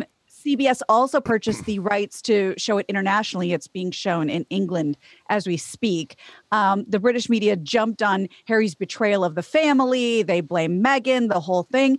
I have a couple of I'll just read you a couple of highlights, then show you the quote unquote bombshell from the interview. So a lot of what they talked about was Meghan Markle saying she had very suicidal thoughts while she was 5 months pregnant. She asked for help, but the firm, as she called them, said that it would reflect poorly on the royals. Meghan revealed she's pregnant with a girl now. Harry and Meghan say they eloped with the assistance of the Archbishop of Canterbury 3 days before the big televised wedding. But apparently the vicar is coming out saying that was BS. And I wonder what else was BS about this interview. Prince Harry is wealthy from the estate of Princess Diana. So if you're wondering, oh no, these poor, riches to rags because they're no longer part of the royal family. No, she left him about $20 million. And when they came to the United States and Harry lost all of his privileges of personal security, Tyler Perry offered his home and bodyguards to Harry.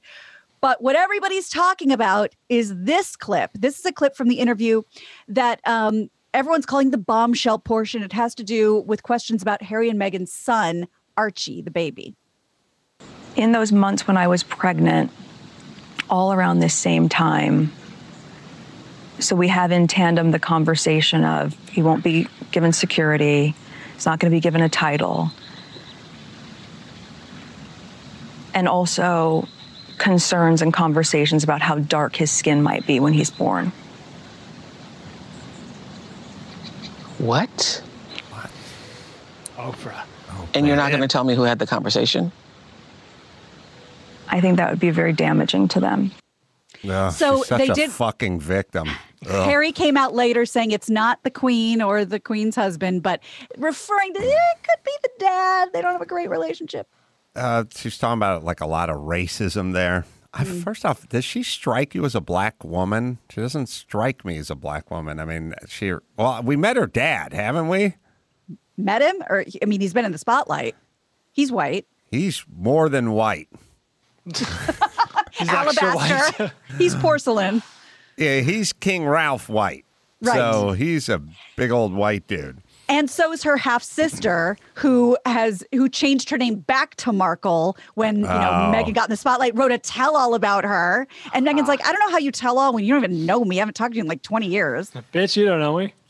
I heard a clip. I don't like her because I don't like this whole victim shit. But you're a princess, and I don't give a shit about the royals, and who cares? But she was like, there was some point in the interview, maybe Max Panda can find it, where they're driving to meet the Queen. And Prince, whoever she's with, says, do you know how to curtsy? And she's like, what? Curtsy?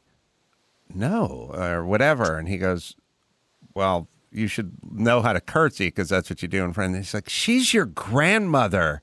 Oh, my God. Like, what's going on? Like, hey, bitch, if you're not into the curtsy, stay away from tough road. Stay away from Buckingham Palace. If the fucking curtsy is a bridge too far for you, maybe you've gotten in the wrong relationship. Maybe Tyler Perry would be a better fit. He already has security in a big house. Yeah. You're already living in his house. Oh, no, wait a minute. I fucked that up. I did the wrong math on that. I'm on a fucking roll, though. Don't slow me down. You're already sleeping in Tyler Perry's bed. Perhaps he'd be more suitable. If you have a problem with the process of curtsying in front of the Queen, a B-lister from Suits on TNN or whatever the fucking TNT network, she's like, I put my career on hold. First off, I hate when anyone who has a marginal career talks about putting their career on hold to be a princess. Mm-hmm. That's not exactly a lateral move. Right. But like this thing where it's like, you're a little shocked, somewhat appalled, but it's starting to wash over you like what you've gotten into now. It's like she treated curtsy like people said, now it's time to take the knife and carve the pentagram into your chest to show allegiance to the savior. It's like, oh my God, that's when I realized I was in the cult. You know what I mean? But they're talking about doing a curtsy. Right. So she was put off by the curtsy. Yeah. There's going to be a lot more on this list that's going to bother you. Yes. Almost everything about this experience you're going to find off-putting if curtsying is an issue. But she gives it and the problem with interviewers, and I don't know what Oprah said, but like if people are doing a proper interview, they need to go, you had a problem with curtsying in front of the Queen?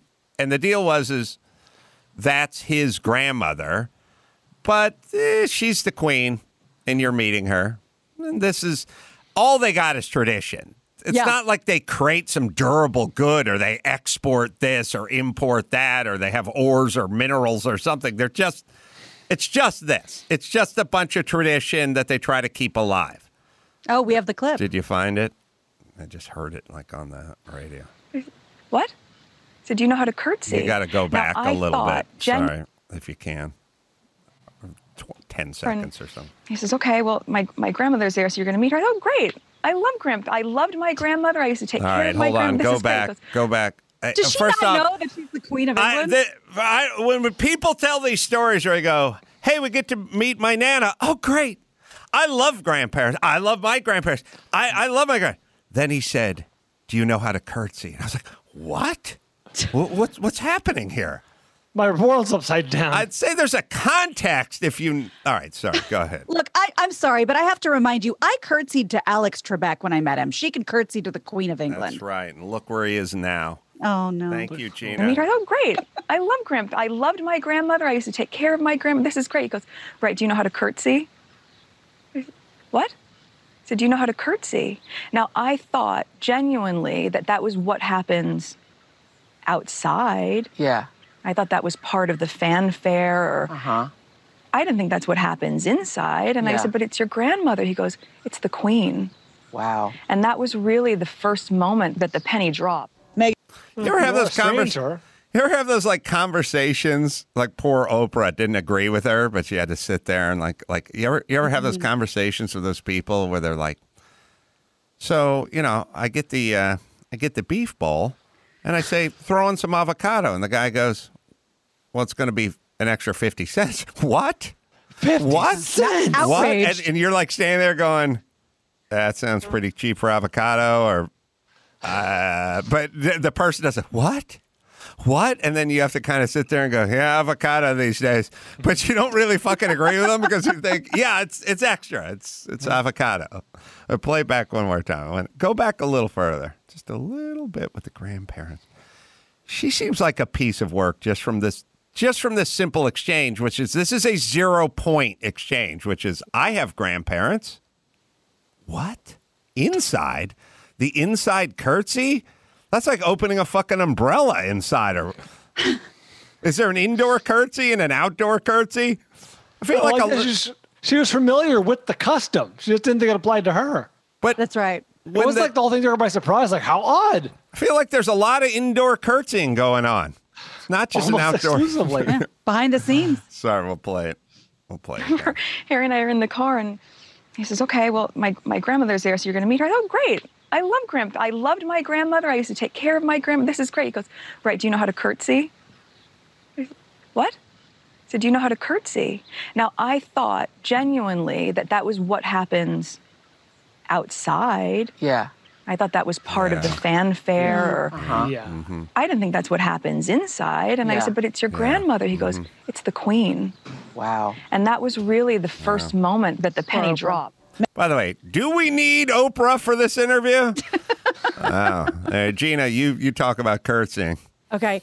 And he said, do you know how to curtsy? And I said, well, I mean, why do I have to curtsy? We're meeting indoors. It's informal. It's a grandparent, Yeah.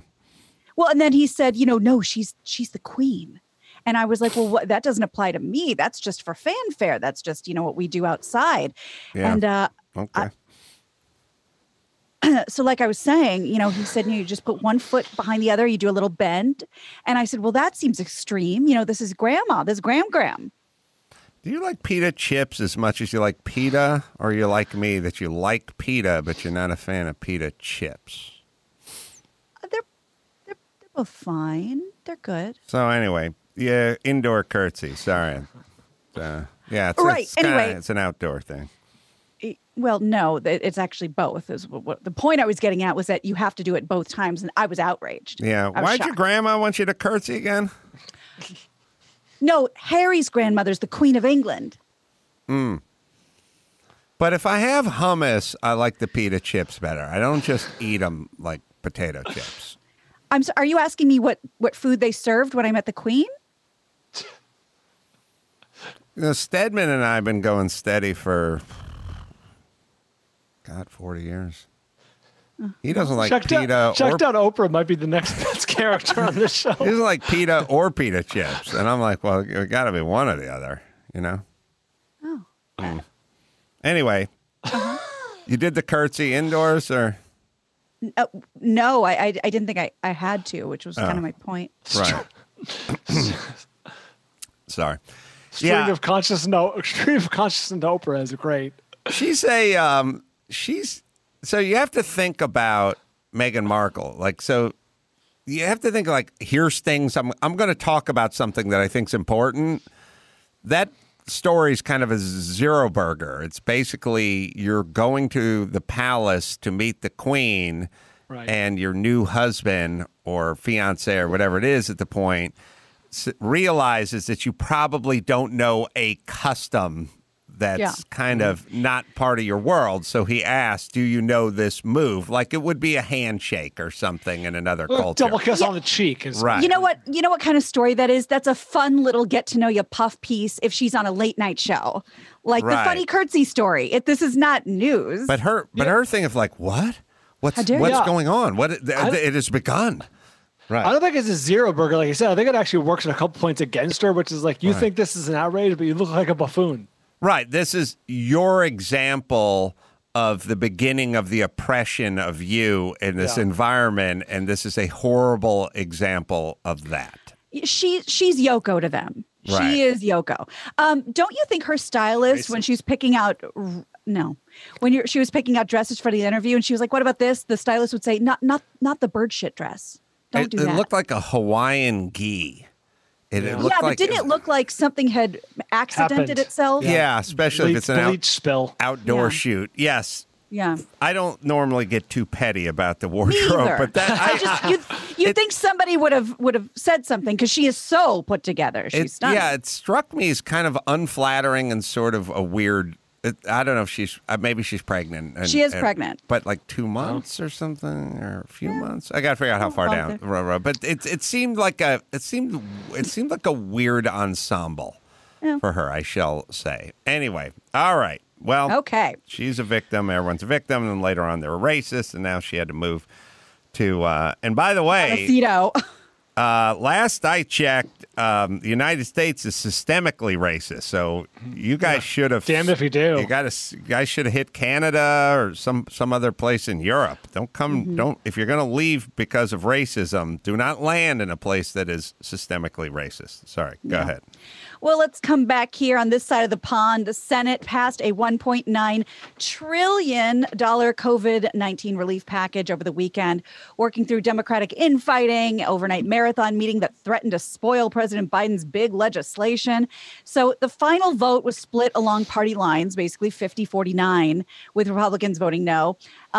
Included in the bill are $1,400 stimulus checks, $300 per week unemployment benefits through the summer, up to $3,600 for a child allowance for the year, as well as a $350 billion in aid for the states, Affordable Care Act subsidies up to $34 billion, and $14 billion for vaccine distribution. And of course, no mention of wage increase, because that was the big to-do the other day. I don't understand why when we do these bills, why we let so much pork be attached to the bill. I've heard estimates on the low end. It's like 9% of this is actually going to COVID stuff. On the high end, it's 18 or 20%. It's way less than 25%. I don't get why, if we're doing a COVID relief thing, if it's all just COVID relief, then COVID relief it shall be. It just seems like so much. There's so much extra shit on this bill, and Absolutely. I don't get why. I mean, I kind of get why you'd want to do it if you wanted this extra stuff, and you said let's just attach it to this. But I don't even know. I don't get why it's legal. Like, if there was a situation and it was like, well, there's been 3 or 4 airplane crashes, commercial airplane crashes. And then somebody said, well, a lot of these control towers have outdated equipment. They're using computers from the 80s. We need to retrofit these places, these control towers, and we need beacons on airplanes or something. And then somebody said, okay, well, how about a bill for retrofitting or getting money to those airports that need to be retrofitted we get away from this disaster? And I said, okay, but how about some money for interpretive dance?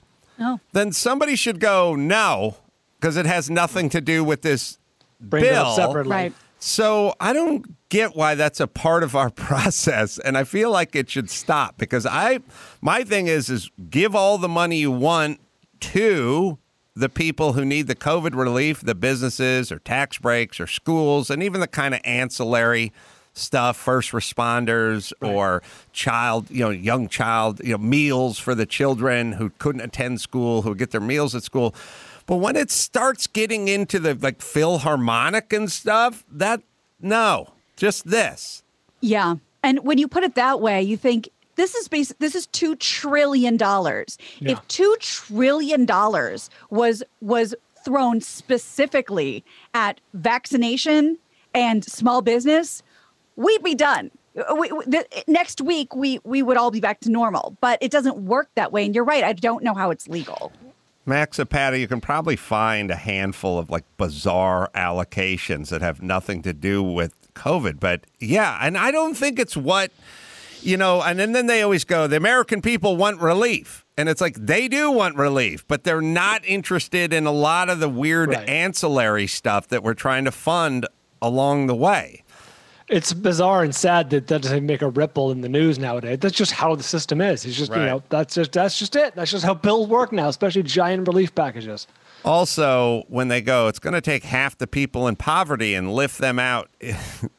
Cutting people checks is a temporary fix for poverty. Like, you have money.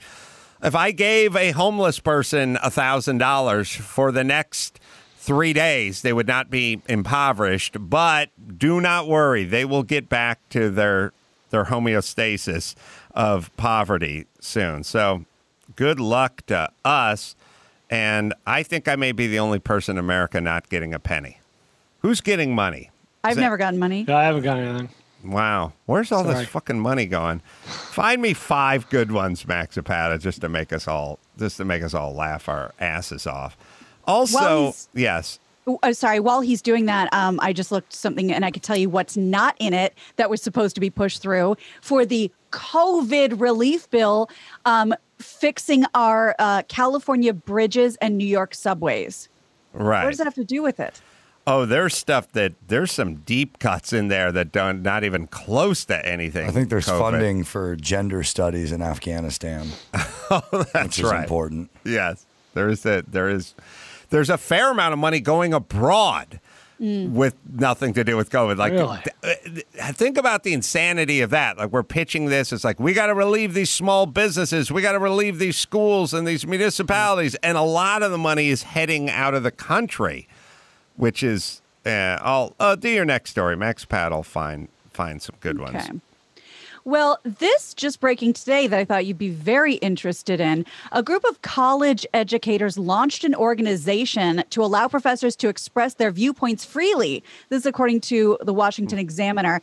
It's around 200 people. It's called the AFA, the Academic Freedom Alliance, in order to help teachers freely publish, teach, and speak without fear of retribution, getting canceled, getting fired, losing tenure. Part of the goals of the organization will include providing money for legal support if it's needed to those whose expressions have come under fire. Professors involved in the nonprofit group range in concentration. This is not political. Some were major Bernie supporters, some were major Trump supporters, but they're all agreeing on this. Members of the alliance will pay $50 a year if they're tenured, $35 for others. And this is basically a legal fund for when they get shit canned for, speaking. Yes, those group of racists you speak of. Eventually, yes, it is crazy that we're like defending college professors from giving their opinion, but we're kind of at that point. Which is, it was interesting. I wrote down something that I thought was interesting. I'm always interested in the language. I always say, like, focus on the language. And it was a story. It was a coach, a basketball coach who misspoke, and he said something racist to his team. He said, like, we have to stay on the plantation instead of stay on the reservation, or whatever he said. And it was like, it was thought of as racist. And somebody ratted him out, and he got into trouble, and blah, blah, blah. And he then the school put a statement out. And the thing that I thought that was interesting is they said, we want to apologize to all people. And again, it was a coach. He was talking in front of his team, and he was telling his team about how they had to stay together. But he said plantation, which is a very poor choice for talking to college basketball players. But in the apology that the school released, they said, we want to apologize to all those affected. back in the day, they would say, we want to apologize to all people who were offended. Because offended meant that was on you. Right. Affected, this is this new thing where it's like, I felt endangered, I felt threatened, I felt affected. Well, nobody was affected. Nobody's affected. Some groups are offended. No one's actually affected. So they got rid of the word offended and put effective.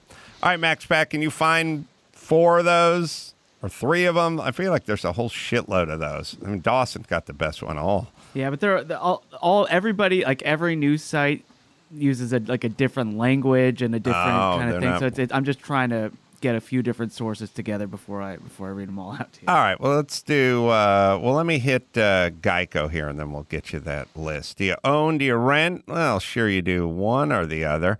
How about you get your bundle on? Make it easy. You take your homeowners and your renters insurance, and you put it together with your automotive policy, and you let Geico do the heavy lifting for you. Go to Geico.com, get a quote, see just how much you could be saving when you get your bundle on at Geico.com. Do that today at Geico.com. And Brad Williams is coming on tomorrow with his 7 proms under his belt. Take that, Vinnie Tortorich. Let's do one more unless Max Pat has got a couple of those. I'll hear a couple of them. So $10 million going for the, quote, preservation and maintenance of Native American languages. All right. How little does that have to do with COVID? But still, in a sad world, it's just $10 million. Like, yeah, fraction of the bill. Right. There's some that got some pretty good chunks in there. Yeah, there's like $91 million for, quote, outreach to student loan borrowers. All right. Again... All right, student loan borrowers. $4 billion to pay off 120% of the debt for, quote, socially disadvantaged farmers and ranchers.